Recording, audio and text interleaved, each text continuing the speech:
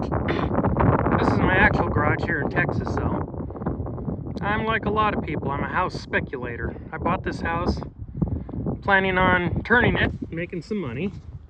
Personally, I think there's nothing wrong with that. So, yeah.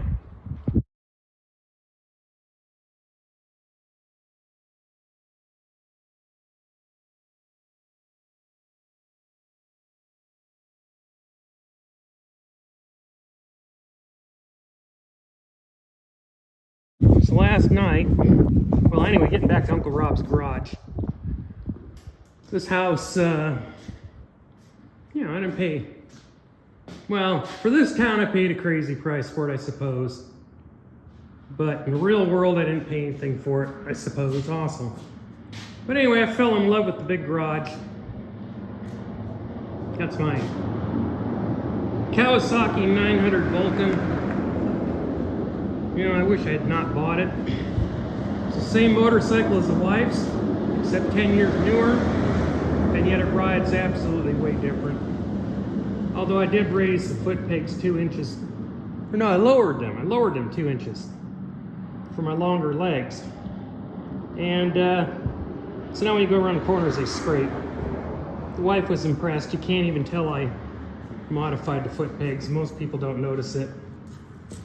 You know, I did the obvious thing instead of, well, this looks, I've been messing with this, so it looks pretty bad now. It looked better before. But anyway, instead of just making a jagged 90-degree cut, I made this plate and welded it on there and beveled the edge a little bit, or whatever you want to call it, so it looks a lot better. Very few people on, well, in fact, nobody so far has known that's not factory. But anyway, I lowered the foot pegs 2 inches to give me some room, and yeah. But now they hit the ground when I go around corners, so I'm gonna have to raise them back up. There's no in between with these Vulcans. Oh, and you can see a piece of rubber car tire sidewall there. I learned that these things vibrate like crazy once they hit 75, so mine and the wife's, I put a piece of rubber in between there. And of course, blue Loctite. You don't want those things falling off at any speed. But anyway, so last night it rained here, and it was so bad that could not sleep. Well, the main problem is the trees are rubbing on the house. So today, one of my hundreds of things I need to get done on this house is cut these trees back. All I have there is the, whatever they call it, reciprocating saw and a power cord. I'm doing this the hard way. I left my chain of all things in North Dakota, so I can't even rip these out with my one-wheel drive pickup. Gonna have to go back to North Dakota to get my four-wheel drives. Then I'm gonna have to bring a bunch of equipment down here. Because this has an oversized garage, which I fell in love with, I'm going to be restoring my cars or hot rodding them or whatever you want to call it in that garage there. But when I left North Dakota, of course, obviously, I got to tear all this out.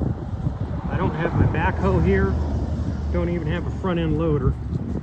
But anyway, because it was snowing in North Dakota, an absolute nightmare, I would not tow a trailer down here. I got a 21-foot enclosed trailer I want to bring down here and do this. Yeah, this house is too big, 1,800 square feet, they say. But anyway, yeah, we'll get her done. And yeah. So I like it when people say, "Where do you live?" You say, "Texas Panhandle." Where in the Texas Panhandle? Have you ever heard of Panhandle, Texas? But anyway, I'm gonna have to get on this nightmare. Sorry if you people aren't into this stuff, but I rather am. I want to get this puppy done. I'll catch you later.